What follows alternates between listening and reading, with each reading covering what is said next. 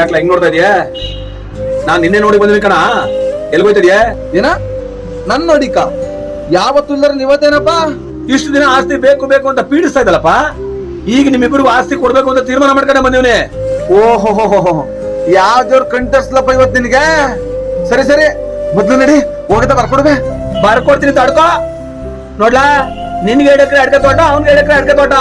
ಇಲ್ಲಿ ಗಂಡ ನಾನು ವ್ಯವಹಾರ ಮಾಡಿರೋದಕ್ಕೆ 25 ಲಕ್ಷ ಸಾಲ ಆಗದೆ.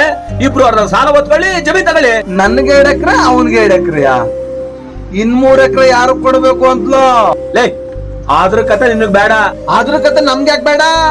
ಅವ ನಮ್ಮವ್ ಮೋಸ ಮಾಡಿರೋ ಸಾಲದು ಅಂತ ಈಗ ನಮ್ಗೂ ಮೋಸ ಮಾಡಿಕ್ ಬಂದಿದ್ಯಾ? ಲೋ ನನ್ನ ಮೇಲೆ ನಂಬಿಕೆನೇ ಇಲ್ವಲ್ಲ. ಸುತ್ತಿ ಬಳಸಿ ನನ್ ಬುಡಕ್ಕೆ ಬತ್ತೀಯಲ್ಲ. ಅಷ್ಟೇ ಅಲ್ಲ, ಚೆನ್ನಾಗ್ ಜಡ್ದ್ಬಿಟ್ಟು ನಿನ್ ಬುಡಕ್ಕೆ ಎಳ್ಳು ಅಂದ್ರೆ ಬಿಟ್ಬಿಡ್ತೀನಿ ನೋಡ. ಆ 3 ಎಕರೆ ನಮ್ಮ ಹೆಸರಿಗೆ ಬರಿಬೇಕ್, ಇಲ್ಲ ಅಂದ್ರೆ ನಿನ್ ಕತೆ ಅಷ್ಟೇ. ಅಯ್ಯೋ ಭಗವಂತ, ಭೂಮಿ ಮೇಲೆ ಎಲ್ಲ ಮನೆಗಳು ಒಬ್ಬೊಬ್ಬ ಮಕ್ಳು ಹಿಂಗ್ ಉಟ್ಬಿಟ್ರೆ ಮನೆ ಉಳ್ದವ, ಸಂಬಂಧಗಳು ಉಳ್ದವ. ಅಯ್ಯೋ ದೇವರೇ, ಯಾವತ್ತ ಬೈವನ್ ಮನ್ಸನ್ ಬದಲಾಯಿಸಿಯೇ.